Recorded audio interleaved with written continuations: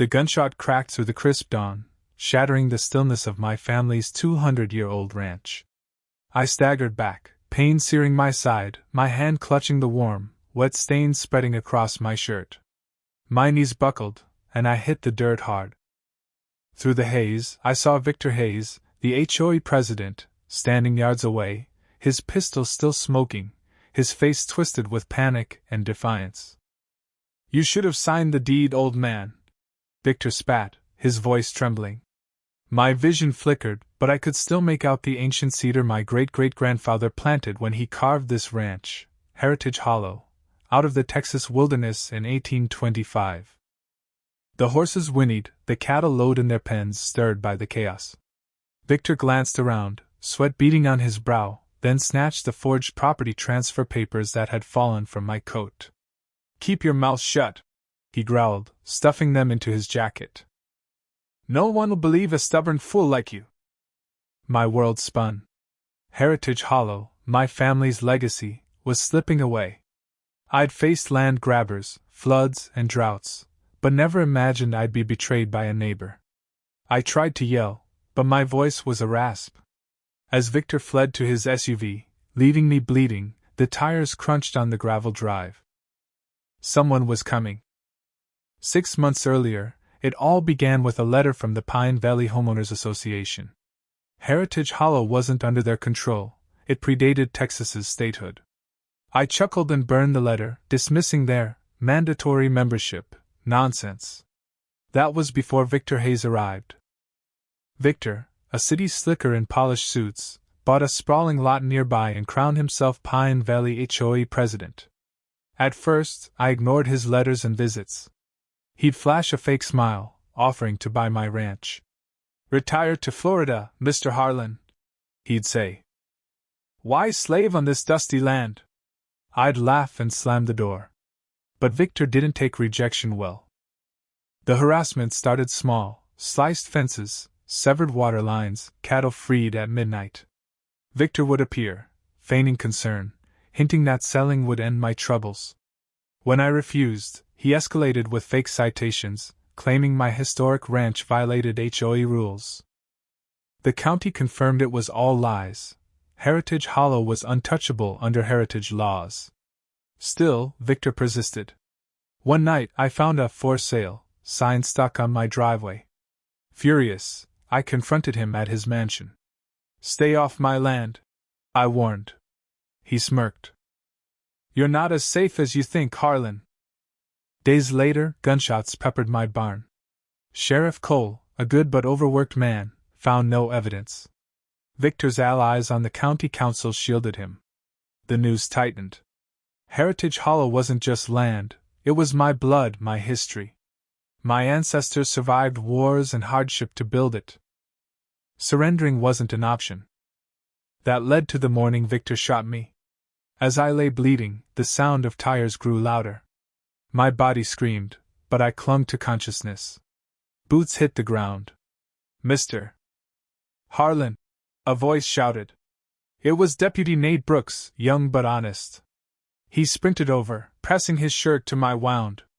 "Stay with me," he urged, radioing for help. I rasped, "Victor." Nate's eyes darkened. "We'll get him." Paramedics rushed me to the hospital, where the bullet, inches from my lung, was removed. 3 days later, I woke to Nate beside me. "Victor's free," he said grimly. "Claims self-defense." My heart sank. But Nate held up a torn, dirt-stained paper, a forged transfer form with Victor's handwriting. "Found it near the shooting. He's been faking your signature." Anger burned hotter than my pain. "They won't take Heritage Hollow," I whispered. Nate nodded. "We're not done."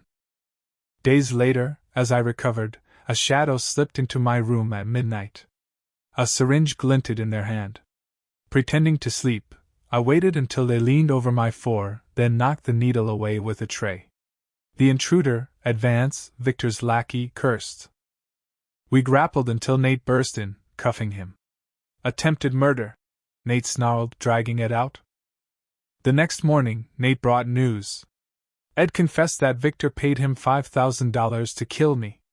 But the HOA was suing, claiming I was mentally unfit to manage the ranch, aiming to seize it. My stomach churned. They're desperate, Nate said. I know a lawyer, Clara West.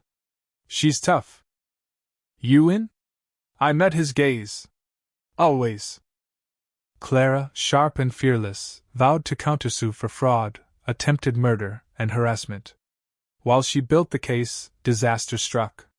Neighbor Ben Tate called, shouting, "Fire!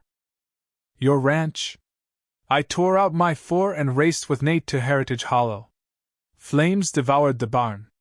As volunteers fought the blaze, Nate found a blackened box, a bomb. If it had detonated, we'd all be dead. Clara's eyes blazed. This is attempted mass murder. We're going on the offensive.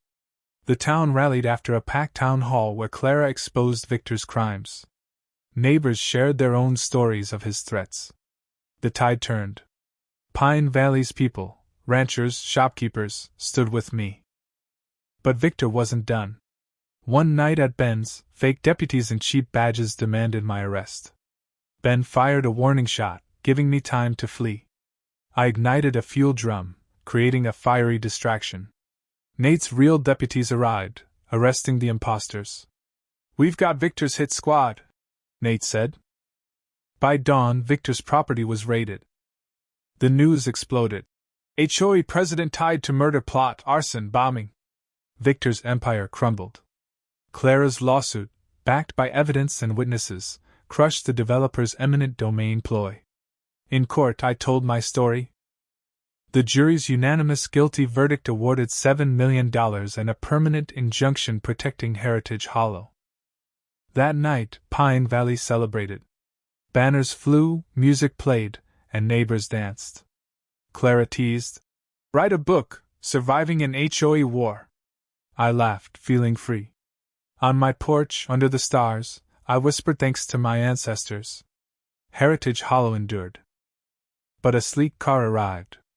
A suited man offered triple market value for the ranch, then threatened eminent domain. "You can't fight progress," he sneered. Nate stepped forward. "Leave." I turned to him. "The war's not over." He grinned.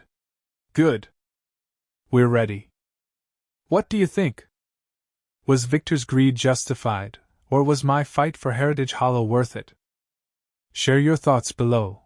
Let's debate what's right when legacy clashes with progress.